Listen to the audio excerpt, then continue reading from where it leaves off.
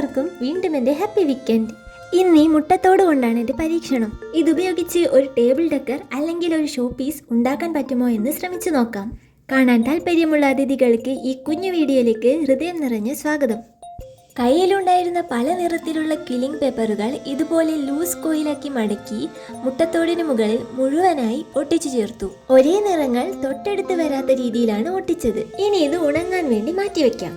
ആ സമയത്ത് കാലിയായ ഏതെങ്കിലും ബോട്ടിലിന്റെ അടുപ്പിൽ ഇതുപോലെ ചരട് ചുറ്റിയെടുക്കാം. ശേഷം ഒരു നൂൽക്കമ്പിയുടെ മുകൾ ഭാഗം മടക്കി ഇതുപോലെ ചരട് ചുറ്റുക. ഇപ്പോഴെന്താ ഉണ്ടാക്കാൻ വന്നതെന്ന് ഏകദേശം പിടിയിട്ടില്ലേ? ഇതൊരു ബലൂൺ പാരച്യൂട്ട് പോലെ ഒട്ടിച്ചെടുക്കാനാണ് ഞാൻ ഉദ്ദേശിച്ചത്. വെയിറ്റിന് വേണ്ടി 2 പഴയ കോയിൻ അതിൽ വെച്ചിട്ടുണ്ട്. അടുപ്പിന്റെ അടിവശം അത്ര സമതലമല്ലാത്തത് കൊണ്ട് ഇത് നേരെ നിൽക്കാനുള്ള പ്ലാനൊന്നുമില്ലെന്ന് മനസ്സിലായി. അതുകൊണ്ട് ചതുരത്തിലുള്ള ഒരു കുഞ്ഞു ടൈല് തപ്പിയെടുത്ത് ഇതുപോലെ ഗ്ലൂ ഗൺ ഉപയോഗിച്ച് ഒട്ടിച്ചു. അങ്ങനെ നമ്മുടെ ബലൂൺ പാരച്യൂട്ട് റെഡി. ഇനി അടുത്ത വീക്കെൻഡിലെ പുതിയ വിശേഷങ്ങളുമായി വീണ്ടും ഞാൻ വരും.